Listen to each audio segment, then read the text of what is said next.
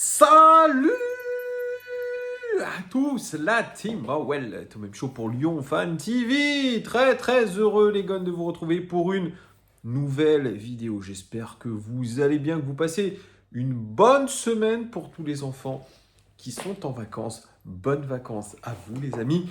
Nous, en tant que supporters de l'Olympique Lyonnais, peut-être qu'il y aura des enfants demain au stade, c'est OL Beşiktaş.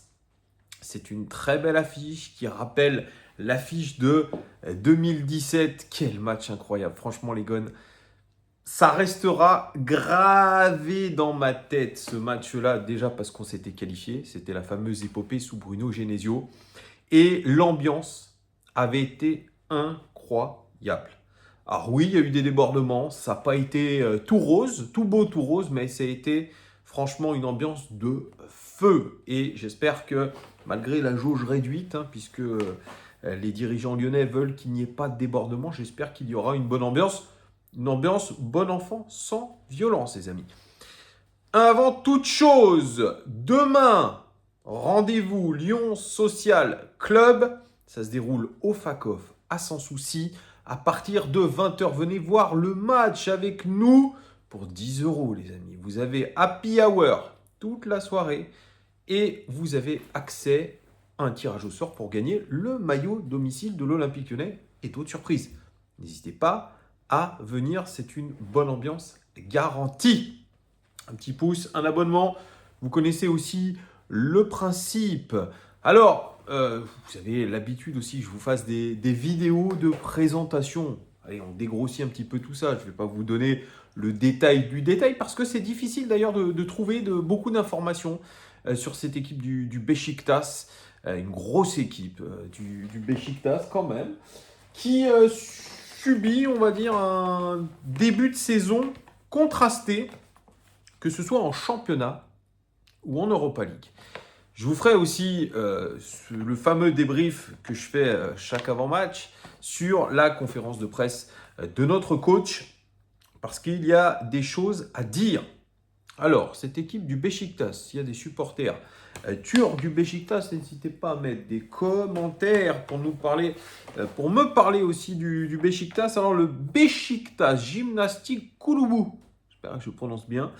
Donc, c'est la section football d'un club turc fondé le 3 mars 1903 pour la gymnastique. Mais la section football ne voit le jour qu'en 1911. Le club est basé à Istanbul, dans le quartier du même nom, et joue ses matchs à domicile dans le stade İnönü du BJK jusqu'en 2013, année où commence la construction de son nouveau stade, le Vodafone Park. Nous venons depuis juin 2017, auparavant Vodafone Arena, dont la construction s'est achevée par son inauguration officielle sans supporters. C'était en 2016, suivi le lendemain par un premier match dans une ambiance incroyable et survoltée.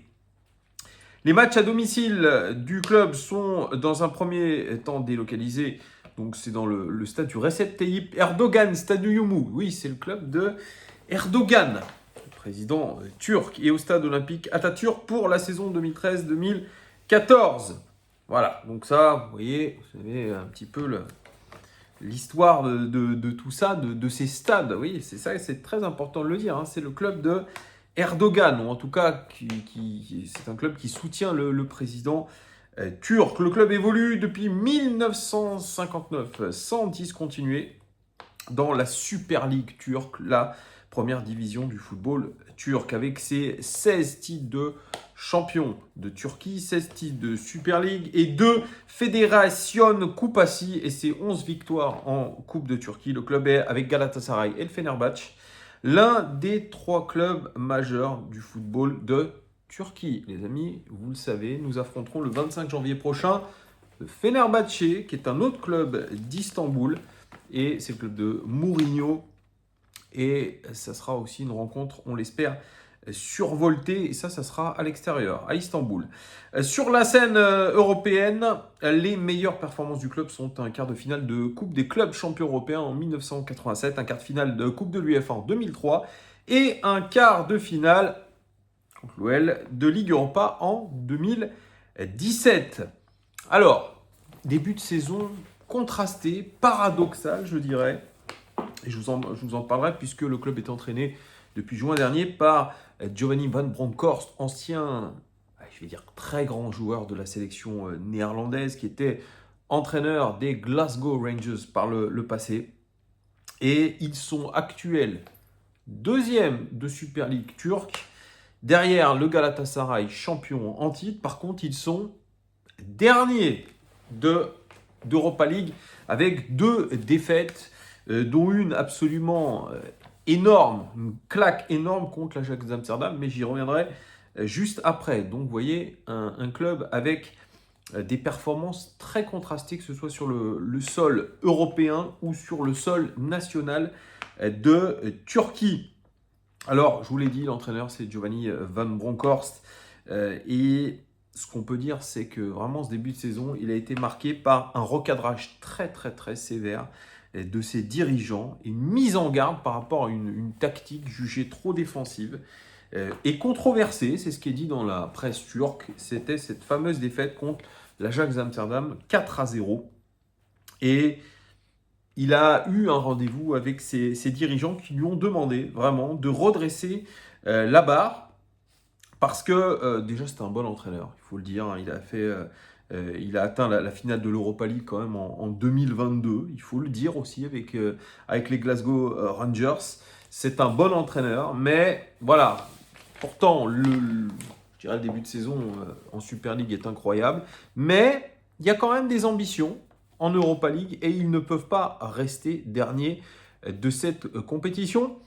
Et c'est le conseil d'administration du club qui a recadré son coach.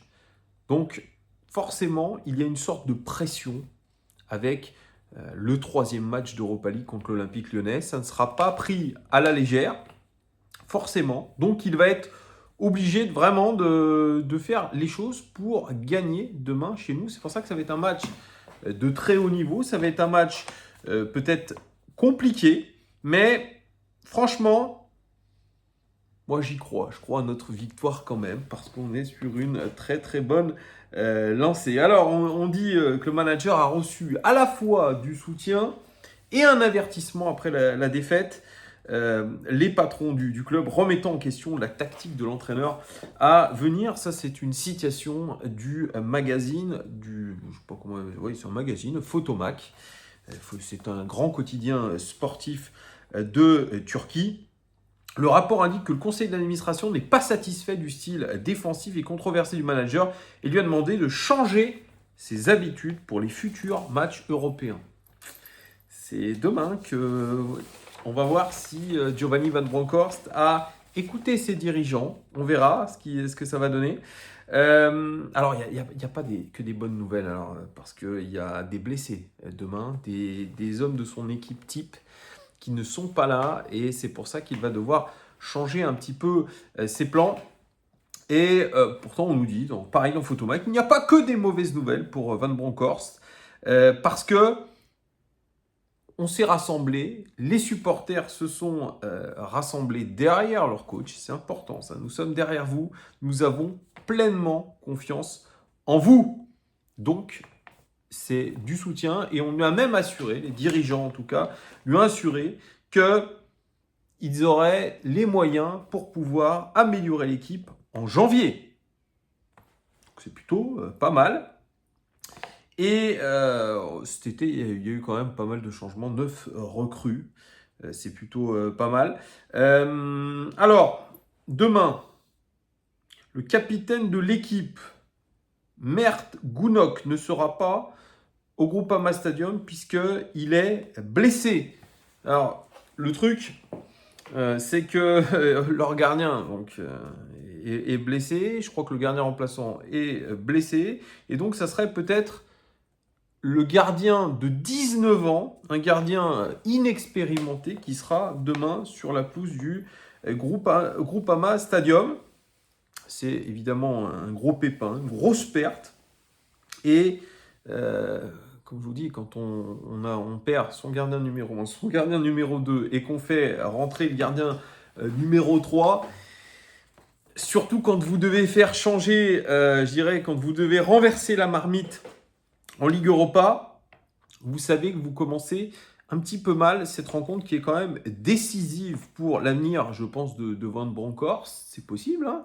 Même si vous êtes deuxième en championnat et que en Europa League, vous continuez à être bon dernier, c'est quand même assez incroyable. Sur ce championnat d'Europa League, dernier, le Beşiktaş, qui l'eût-tu cru? Eh bien, c'est pourtant le cas. Donc, c'est le jeune Gökçe Baytekin, 19 ans, qui va demain garder les cages du Beşiktaş. Il n'a encore jamais joué chez les professionnels. C'est une bonne nouvelle pour nous. Le coach de Beşiktaş, Giovanni Bronckhorst, a aussi confirmé le forfait du milieu offensif ou ailier Milot Rashica. Je crois qu'il est international kosovar, touché aux adducteurs.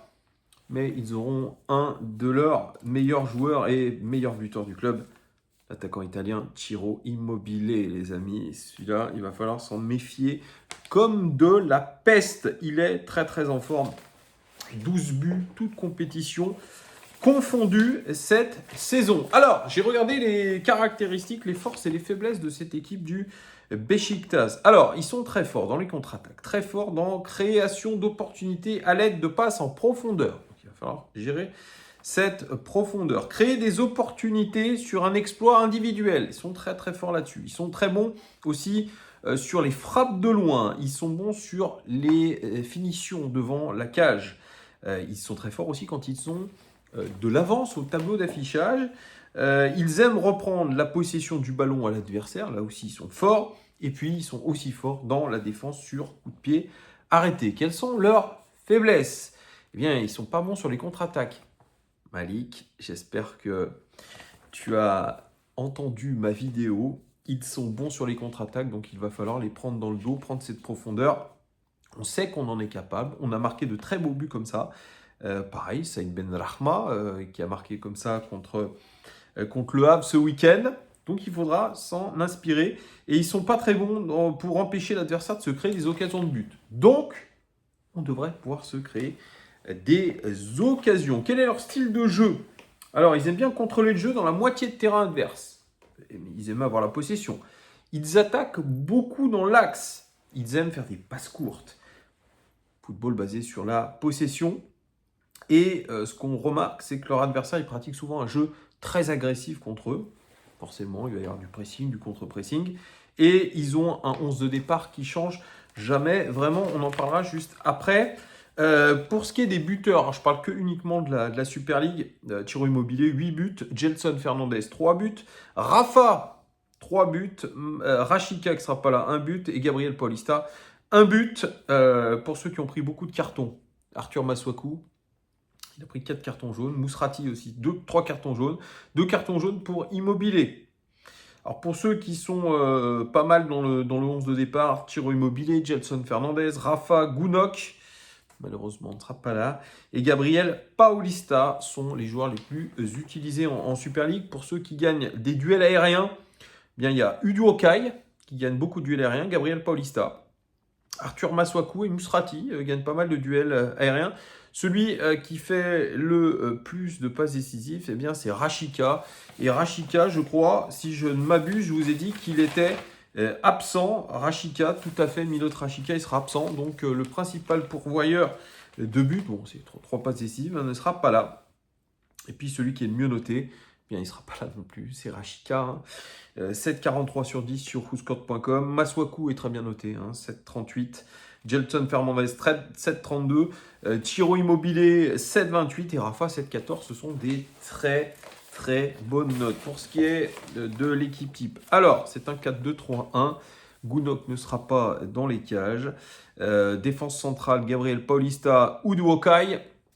Avec lui, je crois que c'est un international turc. Il y a Svensson, international norvégien à droite. À gauche, Arthur Masuaku, qui a joué, je crois, en première ligue du côté de West Ham, me semble-t-il. Double pivot, Gelson Fernandez et Al Mousrati, international libyen. Rafa, que nous avons déjà affronté, les amis, à l'époque, quand on jouait le Benfica en Ligue des Champions. Rafa est aujourd'hui le meneur de jeu portugais de cette équipe du Beşiktaş. À droite, il n'y aura pas Rashica. Je ne sais pas par qui il sera remplacé. À gauche, il y a Kilişkoy, qui est, je crois, aussi international turc. Et puis, l'indéboulonnable Ciro Immobilier. Bref, c'est une belle opposition qui nous attend. Moi, je m'attends quand même à une équipe du Beşiktaş, même s'ils sont amputés de 2 joueurs importants, qui va jouer son Vatou, je pense, dans une très grosse ambiance, parce que je crois avoir vu qu'il y a des supporters turcs qui essayent de se dissimuler comme des supporters lyonnais. On verra l'ambiance. En tout cas, demain, c'est un gros match. Il y a eu des menaces, d'ailleurs, des supporters turcs contre les ultras lyonnais en disant « Vous avez aimé le round 1, et ben vous allez aimer le round 2 ». On espère que ça ne se passera pas comme ça et on espère surtout que l'Olympique Lyonnais va faire un énorme match pour gagner son 3e match consécutif en Europa League, les amis. Les Gones, n'hésitez pas à me dire ce que vous pensez de cette équipe du Beşiktaş. Et puis, demain, les amis, je vous attends nombreux au Lyon Social Club. Ça se passe, je le redis, au FACOF à partir de 20h. Arrêt sans souci à Lyon. Gros bisous à tous, les amis. Et à très vite. Ciao.